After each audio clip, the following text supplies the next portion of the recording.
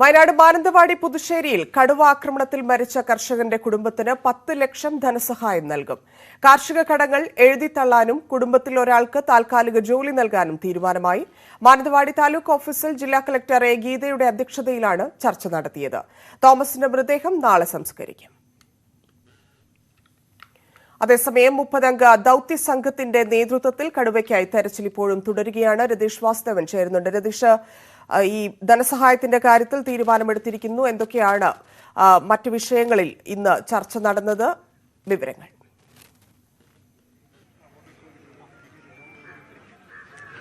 ധന്യ 3 മണിക്ക് ആണ് മാനന്തവാടി താലൂക്ക് ഓഫീസിൽ വെച്ച് ജില്ലാ കളക്ടറും വനം വകുപ്പിന്റെ DFO ഉന്നത ഉദ്യോഗസ്ഥരൊക്കെ അടങ്ങിയിരുന്നു. അതുപോലെ തന്നെ MLA ഉണ്ടായിരുന്നു. ജനപ്രതിനിധികളും മറ്റ് രാഷ്ട്രീയ നേതാക്കളും ഒക്കെയാണ് ഈ പുതുശ്ശേരിയിൽ രൂപീകരിച്ച ആക്ഷൻ കൌൺസിലിന്റെ നേതാക്കളോട് സംസാരിച്ചത്, അവരുടെ കുടുംബാംഗങ്ങളോട് സംസാരിച്ചത്. ഇത് പ്രകാരം നിരവധി തവണ പലതരത്തിലുള്ള തർക്കങ്ങളും ഒക്കെ ശേഷമാണ് ഇപ്പോൾ നേരത്തെ നമ്മൾ സൂചിപ്പിച്ചതുപോലെ 10 ലക്ഷം രൂപയുടെ നഷ്ടപരിഹാരം നൽകാനും അതുപോലെ തന്നെ കുടുംബത്തിലൊരാൾക്ക് താൽക്കാലിക ജോലി നൽകാനും അതുകൂടാതെ 40 ലക്ഷം രൂപ സർക്കാരിലേക്ക് അധിക തുകയ്ക്കുള്ള ഒരു നിയമന ശുപാർശ നൽകാനും തീരുമാനിച്ചിട്ടുള്ളത്. എന്തായാലും അതുകൂടാതെ ഇപ്പോൾ കടുവയെ മയക്കുവെടി വയ്ക്കാനും കൂട്ടിലാക്കാനുമുള്ള നടപടികൾ ദ്രുതഗതിയിലാക്കാനും തീരുമാനിച്ചിട്ടുണ്ട്. ഇത് പ്രകാരം നിലവിൽ അദ്ദേഹത്തിന്റെ തോമസിന്റെ മൃതദേഹം ഏറ്റുവാങ്ങാൻ ബന്ധുക്കൾ തീരുമാനിച്ചു. ഇത് പ്രകാരം നാളെ 2:30-ക്ക് പുതുശ്ശേരിയിലെ സെന്റ് തോമസ് ദേവാലയത്തിൽ ഈ സംസ്കാര ചടങ്ങുകൾ നടക്കുമെന്ന് വ്യക്തമായി കഴിഞ്ഞു. എന്തായാലും തോമസിന്റെ ഈ ജനകീയ പ്രതിഷേധം തൽക്കാലം തണുത്തെങ്കിലും അവരുടെ ഈ പ്രദേശവാസികളുടെ പേടി അവസാനിച്ചിട്ടില്ല എന്ന് തന്നെ പറയേണ്ടി വരും. കാരണം കടുവ ആ പ്രദേശത്തുണ്ട്, കടുവയുടെ സാന്നിധ്യം ആ പ്രദേശത്തുണ്ട്. അതുകൊണ്ട് തന്നെ 30-അംഗ ദൌത്യസംഘത്തിന്റെ തെരച്ചിൽ ഒരുപക്ഷെ നാളെയും കുറച്ചുകൂടെ സജീവമായി തുടരും. കൂടുതൽ സംഘാംഗങ്ങൾ ഒരുപക്ഷെ എത്തും.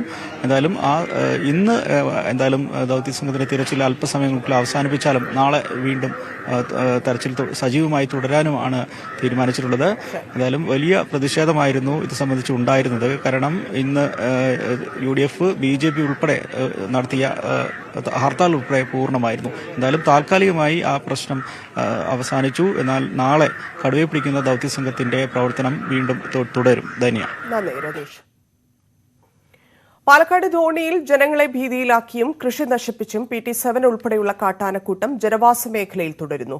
കൂട് നിർമ്മാണം പൂർത്തിയായതോടെ ആനയെ പിടികൂടാൻ ഉടൻ നടപടി വേണമെന്ന് നാട്ടുകാർ ആവശ്യപ്പെട്ടു.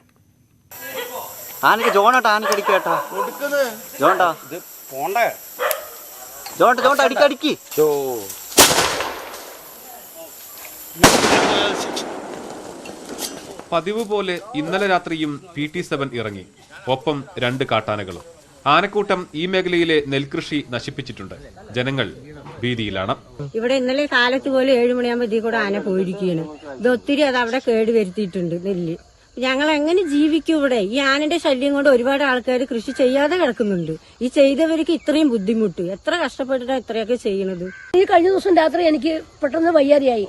ആ ഓട്ടോയ്ക്ക് ആരും വരാനില്ല. എന്ത് ചെയ്യാൻ പറ്റും? ഈ ആനനെ പൊടിച്ചിട്ട് ആരും വരില്ല പറഞ്ഞ പാടത്ത് കൃഷി ചെയ്തത് ഇങ്ങനെയായി. അങ്ങനെ നഷ്ടം തന്നെയാണ്. PT-7 പിടിച്ചാൽ തളയ്ക്കാനുള്ള കൂടിന്റെ നിർമ്മാണം പൂർത്തിയായിട്ടുണ്ട്. ഇനിയും നീളാതെ കാട്ടാനയെ ഉടൻ പിടികൂടണമെന്നാണ് നാട്ടുകാരുടെ ആവശ്യം. ന്യൂസ് 18 പാലക്കാട്. ഇടുക്കി ആനയിറങ്കലിൽ കാട്ടാനയുടെ ആക്രമണത്തിൽ നിന്നും ബൈക്ക് യാത്രികൻ തലനാരിഴയ്ക്ക് രക്ഷപ്പെട്ടു. രാവിലെ 6:30ഓടെയായിരുന്നു സംഭവം. ദേശീയപാതയിലെ വളവ് തിരിഞ്ഞു വന്ന ബൈക്ക് ആനയുടെ മുന്നിൽ പെടുകയായിരുന്നു.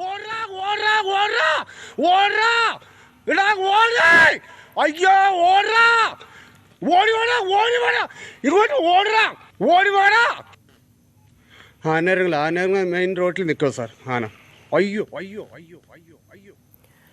ആന പാഞ്ഞടുത്തെങ്കിലും സമീപത്തുനിന്ന ആളുകൾ ബഹളമുണ്ടാക്കിയതോടെ ആക്രമിക്കാതെ മാറിപ്പോവുകയായിരുന്നു. നിരവധി പേരെ കൊലപ്പെടുത്തിയ മുരിവാലൻ എന്ന ആനയുടെ മുന്നിൽ നിന്നാണ് യാത്രക്കാർ രക്ഷപ്പെട്ടത്.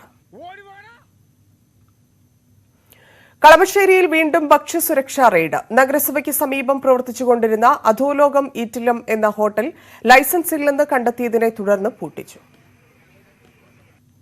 കളമശ്ശേരിയിൽ പഴകിയ മാംസം പിടിച്ച സംഭവത്തിൽ ഇടപെട്ട് ഹൈക്കോടതി. വിഷയത്തിൽ അന്വേഷണം നടത്തി റിപ്പോർട്ട് സമർപ്പിക്കാൻ ലീഗൽ സർവീസസ് അതോറിറ്റിക്ക് രജിസ്ട്രാർ നിർദ്ദേശം നൽകി. സംഭവത്തെക്കുറിച്ച് കെൽസ കളമശ്ശേരി മുനിസിപ്പാലിറ്റിയോട് റിപ്പോർട്ട് തേടിയിട്ടുണ്ട്. ഹോട്ടലിലെ ഷവർമ ഉണ്ടാക്കുന്നയിടത്ത് പൂച്ചയും. പയ്യന്നൂരിലെ മസ്ലിച്ച് റെസ്റ്റോറന്റിൽ ഇന്നലെയാണ് സംഭവം. 2 പൂച്ചകളാണ് പാചകക്കാരനില്ലാതിരുന്ന സമയത്ത് ഷവർമ കഴിച്ചത്.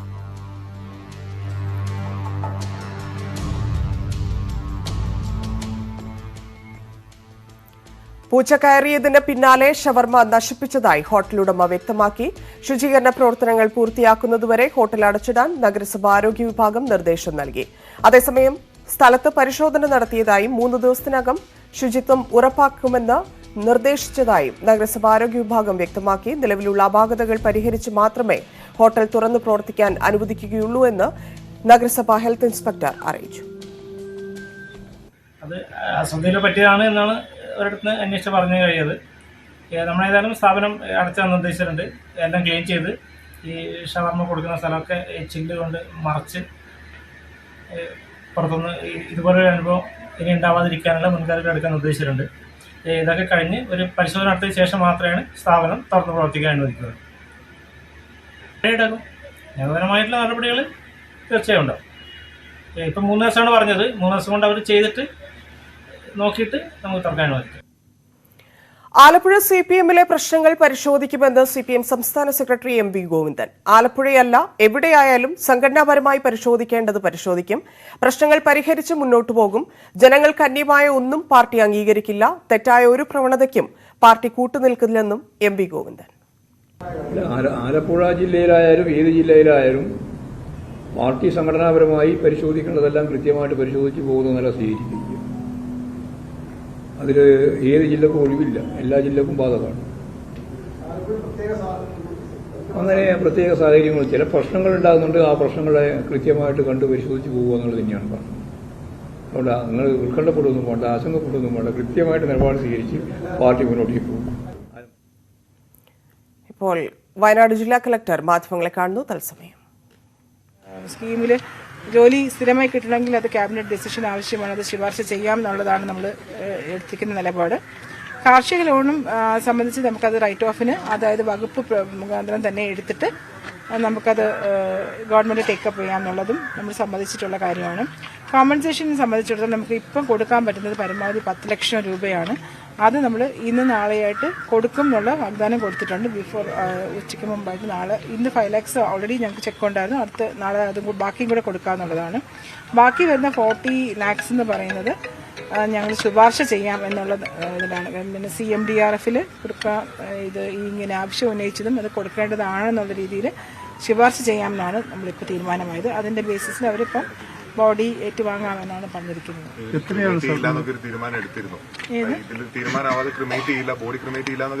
അതെ അതെ അതെ അവര് അങ്ങനെ തന്നെയാണ് പറഞ്ഞത്. പിന്നെ നമ്മൾ തീരുമാനമാവാതെ ബോഡി ഏറ്റുവാങ്ങില്ല എന്നാണ് അവർ പറഞ്ഞത്. ഇപ്പൊ അത് ഏറ്റുവാങ്ങാൻ ധാരണയായി. മിനിറ്റ്സിന്റെ കോപ്പി ആവശ്യപ്പെട്ടിട്ടുണ്ട്. അതും കൂടെ കൊടുത്താൽ അവർ ഏറ്റുവാങ്ങാൻ. 10 lakhs ആണ് അവർക്ക് അർഹതയുള്ളത്. അത് ഇപ്പം തന്നെ ഇമ്മീഡിയറ്റ്ലി റിലീസ് ചെയ്യാനുള്ളതായി. ബാക്കി 40 lakhs ആണ് അവരുടെ ഡിമാൻഡിൽ ബാക്കിയുള്ളത്. അത്രയും തന്നെ ശുപാർശ ചെയ്യാൻ തന്നെയാണ് യോഗത്തിൽ തീരുമാനിച്ചിരിക്കുന്നത്. അതിനെക്കുറിച്ച് ഒരു വ്യക്തമായ ഒരു ഇത് അവർ പറഞ്ഞില്ല. 5 ലക്ഷം എന്ന് പറഞ്ഞു. പിന്നെ അതറിയില്ല. അതിന് പ്രിൻസിപ്പൽ അഗ്രികൾച്ചർ ഓഫീസ് ഇന്ന് അവിടെ തന്നെ ഡയറക്ടർ ഇൻചാർജ് പോയിരുന്നു. അവരും അങ്ങനെ ഞങ്ങൾ അതിനൊരു നടപടി എടുക്കാൻ പ്രോമിസ് ചെയ്തിരുന്നു. അപ്പോൾ അതിനി നോക്കണം.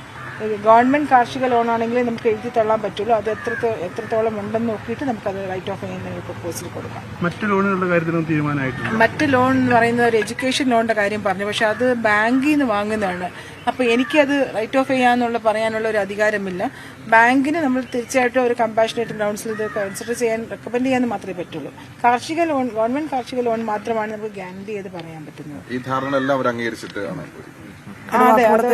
കർഷകൻ മരിച്ച സംഭവത്തിൽ കുടുംബത്തിന് 10 ലക്ഷം രൂപ ധനസഹായം നൽകുമെന്നാണ് കളക്ടർ പറഞ്ഞിരിക്കുന്നത്.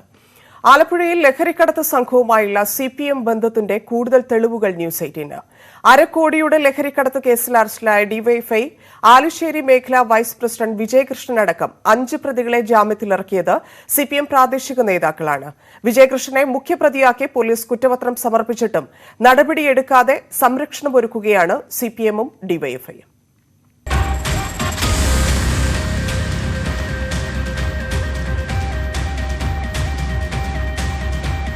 ദൃശ്യങ്ങൾ കാണുന്നത് കഴിഞ്ഞ ഓഗസ്റ്റ് 24 പുലർച്ചെ ആലപ്പുഴ സൗത്ത് പോലീസ് പിടിച്ചെടുത്ത അരക്കോടിയുടെ നിരോധിത ലഹരി വസ്തുക്കളാണ്. കരുനാഗപ്പള്ളിയിലേതിന് സമാനമായി പച്ചക്കറി ലോറിയിൽ ഒളിപ്പിച്ച നിലയിലായിരുന്നു കടത്തൽ. 723/2022 എന്ന ക്രൈം നമ്പറിൽ സൗത്ത് സ്റ്റേഷനിൽ രജിസ്റ്റർ ചെയ്ത കേസിൽ ഡിവൈഎഫ്ഐ ആലിശ്ശേരി മേഖലാ വൈസ് പ്രസിഡന്റും CPM വലിയമരം ബ്രാഞ്ച് അംഗവുമായ Vijayakrishnan, Rafsal, CPM CV branch അംഗമായിരുന്ന ഇജാസ്, സാജു എന്നിവരായിരുന്നു മുഖ്യപ്രതികൾ. ലഹരി മാഫിയെ ജാമ്യത്തിലിറക്കാൻ എത്തിയതാകട്ടെ CPM ഡിവൈഎഫ്ഐ പ്രാദേശിക നേതാക്കളും. റഫ്സൽ, വിജയകൃഷ്ണൻ എന്നിവർക്കായി സ്റ്റേഷൻ ജാമ്യം നിന്നത് CPM വലിയമരം ബ്രാഞ്ച് കമ്മിറ്റി അംഗവും ഡിവൈഎഫ്ഐ ആലിശ്ശേരി മേഖലാ സെക്രട്ടറിയുമായ സിനാഫാണ്. ഇജാസ് ഉൾപ്പെടെയുള്ള പ്രതികൾക്കായി സൗത്ത് സ്റ്റേഷനിൽ എത്തിയവർ CV വാർഡിലെ സജീവ ഡിവൈഎഫ്ഐ പ്രവർത്തകരായ ബിലാൽ, ഷഹനാസ് എന്നിവരും. ജാമ്യം നിന്ന സിനാഫ്, മുഖ്യപ്രതി വിജയകൃഷ്ണൻ എന്നിവർ കരുനാഗപ്പള്ളി കേസിൽ ആരോപണ വിധേയനായ CPM കൌൺസിലർ ഷാനവാസുമായി അടുത്ത ബന്ധമാണുള്ളത്. കേസിൽ വിജയകൃഷ്ണൻ ഉൾപ്പെടെയുള്ള പ്രതികൾക്കെതിരെ പോലീസ് കുറ്റപത്രം സമർപ്പിച്ചിട്ടും CPMO ഡിവൈഎഫ്ഐയോ ഒരു സംഘടനാ നടപടിക്കും തയ്യാറായിട്ടില്ല. സർക്കാരിന്റെയും പാർട്ടിയുടെയും ഭാഗമായി പകൽ ലഹരി വിരുദ്ധ ക്യാമ്പയിനിൽ, രാത്രിയിൽ ലഹരി കടത്ത്. ആലപ്പുഴയിലെ പല കുട്ടി നേതാക്കന്മാരുടെയും ദിനചര്യ ഇപ്പോൾ ഇതാണ്. ഗ്രൂപ്പിസത്തിന്റെ തണലിൽ നേതാക്കന്മാർ സംരക്ഷണമൊരുക്കുമ്പോൾ ആലപ്പുഴയിലെ പാർട്ടിയിൽ ക്രിമിനലുകൾ തഴച്ചു വളരുകയാണ്.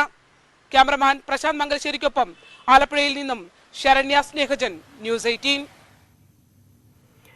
കോൺഗ്രസിലെ മുഖ്യമന്ത്രി സ്ഥാനാർത്ഥിത്വം സംബന്ധിച്ച ചർച്ചകൾ തള്ളി നേതാക്കൾ. ശശി തരൂരിനെതിരെ പരോക്ഷ വിമർശനം ഉന്നയിച്ച രമേശ് ചെന്നിത്തല 4 വർഷം കഴിഞ്ഞ് ആരെന്താകുമെന്ന് ഇപ്പോൾ പറയേണ്ടതില്ലെന്ന് പ്രതികരിച്ചു.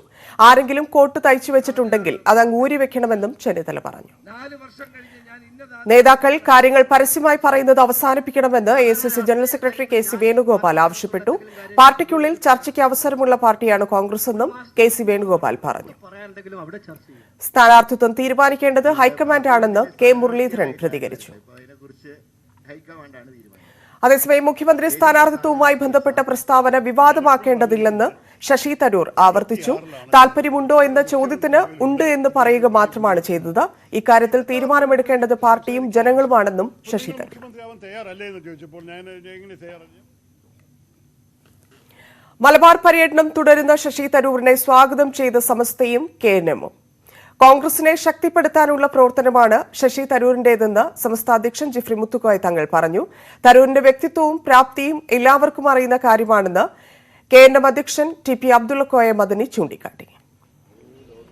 ശശി തരൂരിന്റെ മലബാർ സന്ദർശനം തുടരുകയാണ്. സമസ്ത ആസ്ഥാനത്തെത്തിയ ശശി തരൂർ ജിഫ്രി മുത്തുക്കോയ തങ്ങളുമായി ചർച്ച നടത്തി. തരൂർ വിശ്വപൗരനാണെന്നും കോൺഗ്രസിനെ ശക്തിപ്പെടുത്താനുള്ള പ്രവർത്തനമാണ് അദ്ദേഹം നടത്തുന്നതെന്നും ജിഫ്രി മുത്തുക്കോയ തങ്ങൾ.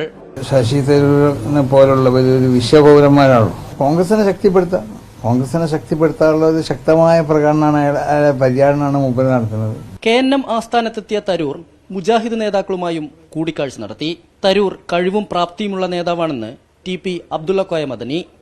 പരസ്പരം സ്നേഹം കൈമാറി എന്നതിൽ കവിഞ്ഞ് മറ്റൊരു പ്രത്യേകതയും ആ സന്ദർശനത്തിനുണ്ടായിരുന്നില്ല. ചർച്ചയിലെ എല്ലാ കാര്യങ്ങളും പറയാനാകില്ലെന്ന് തരൂർ പ്രതികരിച്ചു. ചില കാര്യങ്ങൾ ഞങ്ങൾ ഇടയിൽ സംസാരിച്ചു, ചിലത് നിങ്ങളുടെ മുമ്പിൽ പറയുന്നു. പക്ഷെ എല്ലാ വിധത്തിലും നന്നായി നടന്നൊരു മീറ്റിംഗ് ആണ് മാത്രമേ പറയൂ. MK രാഘവൻ MP-ക്കൊപ്പമാണ് തരൂരിന്റെ മലബാർ പര്യടനം. കോഴിക്കോട് DCC അധ്യക്ഷൻ അഡ്വക്കേറ്റ് പ്രവീൺ കുമാർ ഉൾപ്പെടെയുള്ള കോൺഗ്രസ് നേതാക്കൾ ശശി തരൂരിന്റെ പരിപാടികളിൽ നിന്ന് വിട്ടുനിൽക്കുകയാണ്. ന്യൂസ് 18 കോഴിക്കോട്. ഇടവേളയ്ക്ക് ശേഷം വാർത്തകൾ തുടരും.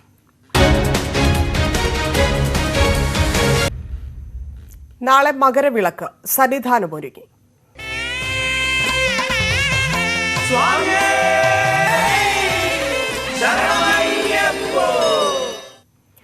മകരവിളക്ക് മഹോത്സവത്തിനൊരുങ്ങി സന്നിധാനം. നാളെയാണ് മകരവിളക്ക്. പന്തളം കൊട്ടാരത്തിൽ നിന്ന് പുറപ്പെട്ട തിരുവാഭരണ ഘോഷയാത്ര നാളെ വൈകിട്ട് സന്നിധാനത്തെത്തും. ഡാൻ കുര്യൻ ചേരുന്നുണ്ട്. ഡാൻ, സന്നിധാനം ഒരുങ്ങിക്കഴിഞ്ഞോ? എപ്പോഴാണ് മണ്ഡലപൂജയ്ക്കുള്ള മകരവിളക്കിനുള്ള തിരുവാഭരണ ഘോഷയാത്ര സന്നിധാനത്തെത്തുന്നത്? വിവരം.